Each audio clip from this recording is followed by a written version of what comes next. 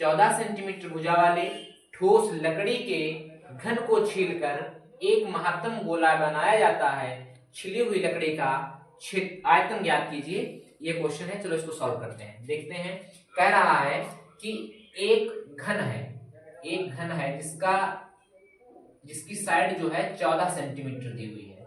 तो मान लेते हैं ये घन है जिसकी साइड कितनी दी है, 14 सेंटीमीटर दी हुई है। ठीक है, घन की एक साइड 14 सेंटीमीटर है, तो जितनी इसकी साइड होंगी सभी साइड 14 सेंटीमीटर ही होंगी। इसको छील करके कन्वर्ट किया जाता है इसमें एक स्फीयर के रूप में, एक गोला बनाया जाता है। और ध्यान दीजिए, प्रश्न कहता है कि जो गोला बनाया गया है, जो स्फीयर बनाया गया है, वो महत्तम है। ठीक है, अब देखिए थोड़ा सा कॉन्सेप्ट बता रहे हैं आप लोगों को। जब घन को छील करके एक गोला बनाया जाता है और महत्तम गोला होगा, तो जितनी घन की एक साइड होगी वह गोले का व्यास का काम करेगी, तभी महत्तम गोला हो सकता है उससे। ठीक है, तो 14 सेंटीमीटर इसकी साइड है घन की, तो महत्तम गोला है उसका व्यास कितना होगा, 14 सेंटीमीटर ही होगा। महत्तम के लिए 14 होगा, न्यूनतम इससे छोटा हो सकता है। ठीक है, तो कह रहा है जो इसको घन को जब छीला गया है तो लकड़ी जो है, छीली हुई लकड़ी का आयतन निकालना है। ठीक है, चलो इसको सॉल्व करते हैं। कैसे देख लेते हैं। छिली हुई लकड़ी का आयतन, छिली हुई आयतन निकालना है। आयतन तो हमको यहां से मिल जाएगा। देखो क्या था, एक घन था, घन को छीला गया, फिर क्या बना, स्फीयर बना, गोला बना। पहले हम क्यूब को छीले, उसके बाद का बना लिए, उसको स्फीयर बना लिए। तो हमें छिली हुई लकड़ी का आयतन निकालना है, तो क्या करेंगे, घन का आयतन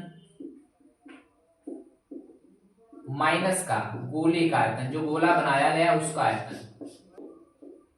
घन के आयतन से जो हमें मिलेगा वो क्या, छिली हुई लकड़ी का आयतन प्राप्त होगा। चलो देखते हैं। घन का आयतन क्या होता है, फार्मूले से पता है हमें, भुजा क्यूब होता है। क्या होता है, साइड का क्यूब होता है, माइनस गोले का आयतन कितना होता है, 4/3 पाई आर क्यूब होता है, जहां पर आर त्रिज्या है, ए घन की भुजा है। घन का आयतन में भुजा क्यूब, भुजा कितनी दी, 14 दी हुई है, तो 14 का क्यूब माइनस 4/3, पाई की वैल्यू 22/7 होती है। आर कितना है, देखो स्फीयर का जो डायमीटर है 14 है, जिसकी त्रिज्या जो है इसकी आधी हो जाएगी, मतलब 7 हो जाएगी। 7 गुने 7 गुने 7, 3 बार इसलिए करेंगे क्योंकि क्यूब है।